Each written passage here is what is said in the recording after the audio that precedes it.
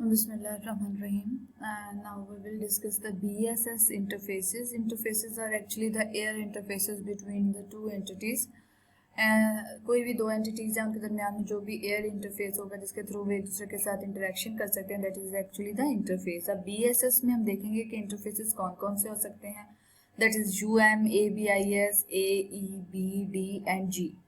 इनको अब ज़रा देख लेना है कि UM interface between MS and BTS होता है, ABIS, BSE एंड BTS के दरमियान में होता है ए इंटरफेस, MSc एंड BSc के दरमियान में. एंड इसी तरह से ये सारी इंफॉर्मेशन इसके बारे में दी गई है कि ये किस किस के दरमियान में ये इंटरफेस होता है. उसकी डायग्राम देख के आपको मज़ीद क्लियर हो जाएगा कि आप देख सकते हैं कि MSc एंड VLR के दरमियान में जो इंटरफेस है दैट इज़ B. यहाँ पे भी B है. VLR एंड VLR के दरमियान में जो होगी वो G होगी. VLR to HLR D, to MSCs के दरमियान में E. तो ये सारे इंटरफेसेस जो हैं ये प्रोवाइड किए गए हैं, ये अक्सर एग्जाम में आ जाते हैं, तो ये भी आपको पता होना चाहिए क्या होते हैं. उसके बाद हम एक डिस्कस करेंगे नेक्स्ट जो हमारा पार्ट है उसका आर्किटेक्चर का, GSM आर्किटेक्चर का, that is NSS, the network switching sub system. This is the network switching sub system. और नेटवर्क स्विचिंग सब सिस्टम का जो मेन हमारे पास पार्ट है NSS में जो मेन पार्ट होगा हमारे पास वो MSC है. जो मेन उसका इम्पॉर्टेंट एक पार्ट है दैट इज़ MSC, जिसने कि कॉल्स की स्विचिंग करनी है, उनको मैनेज करना है, कंट्रोल करना है. उसके अलावा ऑथेंटिकेशन सेंटर होगा हमारे पास, इक्विपमेंट आइडेंटिफिकेशन रजिस्टर होगा, उसके अलावा होम लोकेशन रजिस्टर होगा, विजिटिंग लोकेशन रजिस्टर होगा. और ये सारे के सारे जो पार्ट हैं ये किसके हैं, ये NSS के हैं, नेटवर्क स्विचिंग सब सिस्टम के पार्ट हैं. इनको वन बाय वन हम डिस्कस करेंगे. होम लोकेशन रजिस्टर एक्चुअली क्या है, डेटाबेस है. सबसे पहले तो आपको पता होना चाहिए this is database and it is used to store the permanent information of the subscribers. जो सब्सक्राइबर्स होते हैं उनकी इंफॉर्मेशन को परमानेंटली स्टोर करता है. जो उसका परमानेंट डाटा होता है सब्सक्राइबर्स का उसको स्टोर करता है. जैसा कि उसकी जब उसने सब्सक्राइब किया उस सर्विस को, तो उसकी जो सर्विस प्रोफाइल थी वो कि कौन कौन से पैकेजेस यूज़ कर रहा है, उसके अलावा कब से यूज़ कर रहा है, उसके अलावा उसकी लोकेशन इन्फॉर्मेशन, उसका एक्टिविटी स्टेटस कि वो एक्टिव है या नहीं है, तो उसकी लोकेशन के बारे में भी बताया जा सकता है. और जब भी कोई यूज़र या कोई भी इंडिविजुअल सब्सक्रिप्शन बाय करता है और वो सिम बाय करता है तो उसकी सारी की सारी इन्फॉर्मेशन उसके होम लोकेशन रजिस्टर में स्टोर कर दी जाती है, जिसमें उसकी सारी की सारी लोकेशन, एक्टिविटी स्टेटस और प्रोफाइल वगैरह आ जाती है. मोबाइल सर्विसेज स्विचिंग सेंटर की अगर हम बात करें तो ये NSS का सेंट्रल कंपोनेंट है. ठीक है, ये बहुत इंपॉर्टेंट है और सेंट्रल कंपोनेंट है. इसने मोबाइल्स के दरमियान में या फिर मोबाइल नेटवर्क यूजर्स के दरमियान में जो कॉल्स है उनकी स्विचिंग करनी होती है, उनको मैनेज करना होता है, लाइक उसकी रजिस्ट्रेशन, ऑथेंटिकेशन, लोकेशन अपडेशन, हैंडओवर्स और कॉल राउटिंग. ये सब काम जो है ये मोबाइल सर्विस स्विचिंग सेंटर के होते हैं. ठीक है, तो इस तरह से वो हर MSC जो है वो आइडेंटिफाइबल होता है, उसको आइडेंटिफाई किया जा सकता है क्योंकि उसके पास एक यूनिक ID होता है. हर MSC का एक यूनिक ID होता है और उसके थ्रू उसको आइडेंटिफाई किया जा सकता है. और MSC के सारे काम MSC के अंदर आ जाते हैं, like registration, authentication, location updation, handovers and etcetera. VLR is actually also a database और इसमें भी डाटा ही स्टोर होता है, इसमें इंफॉर्मेशन स्टोर होती है सब्सक्राइबर की, लेकिन ये टेम्परेरी स्टोर होता है डाटा. इसमें होता क्या है कि हर MSC के साथ एक VLR अटैच होता है. और अगर सब्सक्राइबर मूव कर रहा है एक लोकेशन से दूसरी लोकेशन पे, इसका मतलब है कि अगर उसका MSC चेंज हो रहा है, एक वक्त में एक MSC है, दूसरे वक्त में दूसरा MSC है, तो फिर क्या होगा कि वो जिस MSC के साथ ऑलरेडी कनेक्टेड था उसके बाद जब दूसरे के पास जाएगा तो अब उस MSC के VLR को इसकी इंफॉर्मेशन की ज़रूरत होगी. ठीक है, और इसकी इंफॉर्मेशन को वो कहाँ से गेट करेगा, अब वो न्यू MSC के VLR की इंफॉर्मेशन जो है वो उसके HLR से गेट की जाएगी. तो इस तरह से VLR जो है अगर यूज़र डिफरेंट लोकेशंस पे मूव कर रहा है तो उसके साथ उसका टेम्परेरी डाटा VLR में स्टोर कर दिया जाता है जो कि HLR से गेट किया जाता है. तो इससे फ़ायदा ये होता है कि हर दफ़ा जब यूज़र किसी और रिमोट एरिया में जाता है, कुछ भी जाता है, तो फिर उसकी वजह से उसको डाटा बार बार HLR को एक्सेस नहीं करना पड़ता, बल्कि टेम्परेरी जो डाटा स्टोर किया होता है उसको एक्सेस कर दिया जाता है, सिस्टम को एफिशिएंट बना दिया जाता है.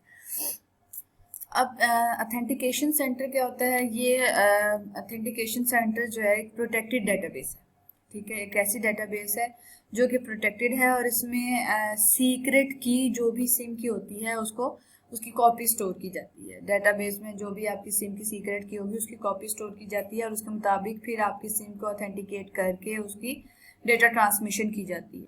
फिर आ जाता है इक्विपमेंट आइडेंटिटी रजिस्टर। इसका मतलब ये होता है कि आपके पास ये रिकॉर्ड होता है कि क्या जो मोबाइल आपकी सर्विसेज यूज़ कर रहे हैं वो वैलिड हैं या नहीं है, ठीक है। ये भी एक डेटाबेस होती है। इक्विपमेंट आइडेंटिटी रजिस्टर भी एक डेटाबेस होती है और इसमें 3 तरह की हमारे पास लिस्ट होती हैं। एक ग्रे होती है, एक ब्लैक होती है और एक वाइट होती है।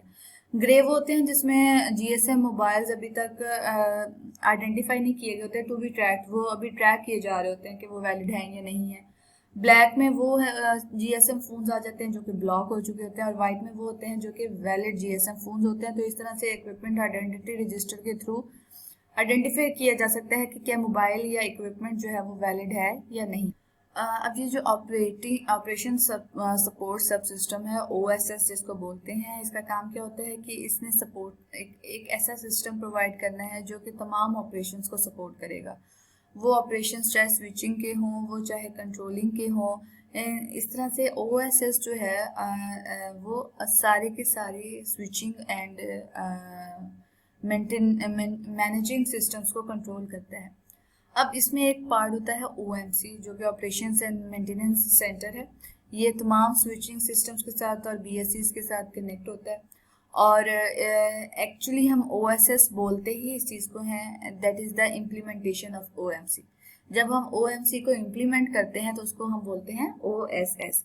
अब कुछ ओएमसी के फंक्शंस हैं हमारे पास, जैसा कि एडमिनिस्ट्रेशन का फंक्शन है इसका, कमर्शियल ऑपरेशंस के फंक्शंस हैं, सिक्योरिटी मैनेजमेंट है, उसके अलावा नेटवर्क को कॉन्फ़िगर करना है या नेटवर्क को ऑपरेट करना है, उसकी परफॉर्मेंस को मैनेज करना है कि उसकी परफॉर्मेंस अच्छी रहे, और उसके अलावा उसकी मेंटेनेंस टास्क है, हमारा जो नेटवर्क जो भी यूज़ किया जा रहा है, जो भी नेटवर्क है उसको मेंटेन रखा जाए। तो ये सारे सपोर्टिव वर्क हैं जो कि किसी भी जीएसएम आर्किटेक्चर को या जीएसएम नेटवर्क को प्रोवाइड किया जाता है और ये प्रोवाइड करने के लिए हम यूज़ करते हैं ओएमसी और ओएमसी की इम्प्लीमेंटेशन एक्चुअली ओएसएस कहलाती है। ये आपके सामने एक ओवरव्यू है जो कि हम देख सकते हैं जीएसएम आर्किटेक्चर का।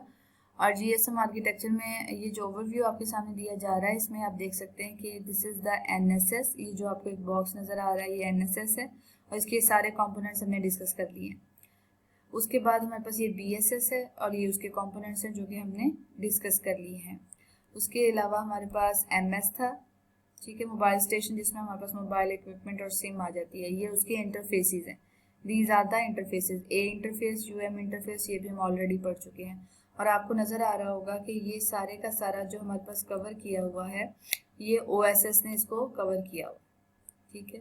ओएसएस का मतलब है कि ओएसएस इस पूरे सिस्टम को सपोर्ट कर रहा है, आपके बीएसएस को भी, आपके एनएसएस को भी सपोर्ट कर रहा है और स्विचिंग वगैरह परफॉर्म कर रहा है। अब हम देखेंगे कुछ जीएसएम नेटवर्क एरियाज होते हैं जो कि उसकी जोग्राफिकल पोजीशंस की वजह से हम डिफाइन कर देते हैं।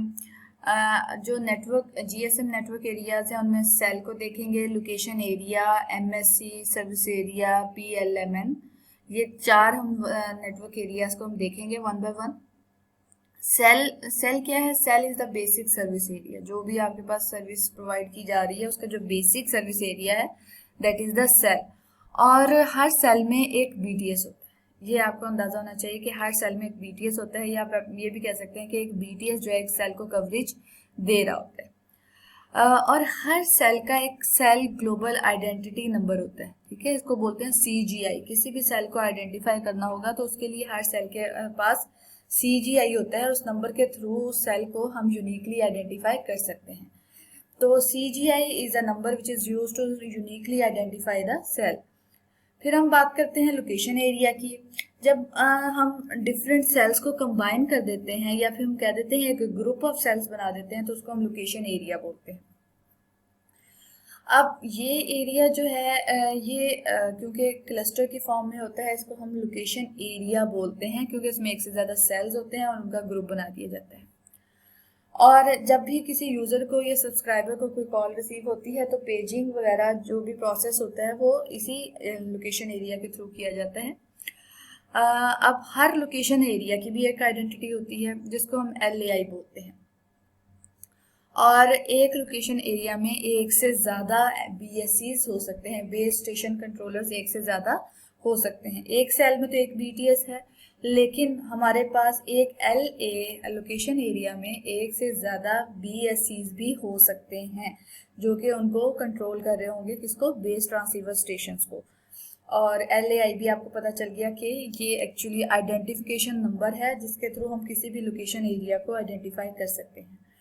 एक सेल में एक ही सेल होगा, जबकि लोकेशन एरिया में हमारे पास 4 सेल भी हो सकते हैं, 5 भी हो सकते हैं, 10 भी हो सकते हैं, कोई नंबर हमारे पास फिक्स नहीं है।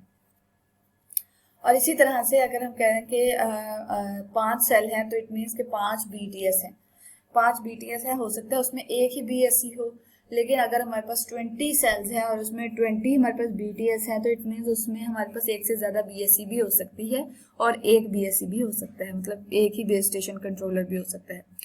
फिर बात आ जाती है MSC VLR, इसको MSC VLR सर्विस एरिया भी बोलते हैं, वो एरिया जो कि एक MSC कवर करती है, ठीक है, MSC VLR सर्विस एरिया कहलाता है।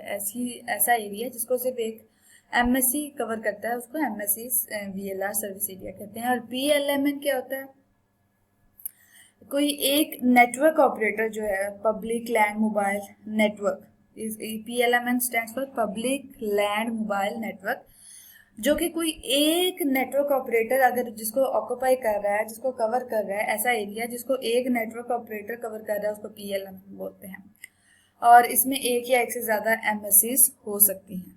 अब हम GSM फ्रीक्वेंसी बैंड्स के बारे में देखेंगे। GSM फ्रीक्वेंसी बैंड्स दो तरह के होंगे, एक GSM 900 और दूसरा GSM 1800। GSM 900 को अपलिंक और डाउनलिंक में हम दोनों को डिवाइड करेंगे। इनकी रेंजेस हम देख लेते हैं। GSM 900 की जो अपलिंक रेंज है दैट इज 890 टू 915 मेगाहर्ट्ज और डाउनलिंक में 935 टू 960 मेगाहर्ट्ज।